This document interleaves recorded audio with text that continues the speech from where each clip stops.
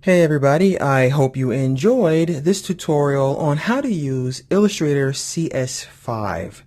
In my opinion, the best version of Illustrator so far. We covered many of the new tools and features, and I hope your mind was just as blown as mine was. Some of the things we talked about, of course, are things like the new bristle brush, which lets us paint natural media, the shape builder tool, which lets us create symbols very easily. And we also talked about the unbelievable perspective tool.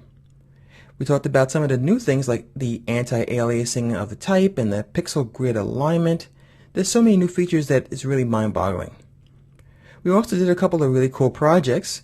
We started off with a pretty basic project, the mech logo, for you guys who are completely new to Illustrator and may never have done anything in the application as far as a complete project. And to take it to another level, we did a couple of different versions and we explored together to create some cool stuff.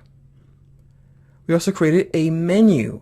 So we took some sketches, we used the blob brush to create a squiggly line. Alternatively, I showed you guys how to use the pen tool if you want to use that instead. We dropped in some textures, some text, and we just thought about the arrangement so that it wouldn't be boring and symmetrical. Last but not least, we did the diner project, which was pretty much the most challenging one out of the three, where we spent a good deal of time talking about how to create artwork by reusing some of the things that we have here already, instead of reinventing the wheel all the time.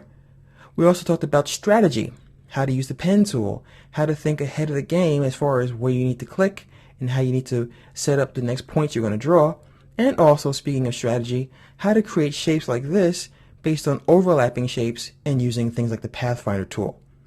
So on behalf of Virtual Training Company, my name is Dwayne Ferguson. I will see you next time. Take care.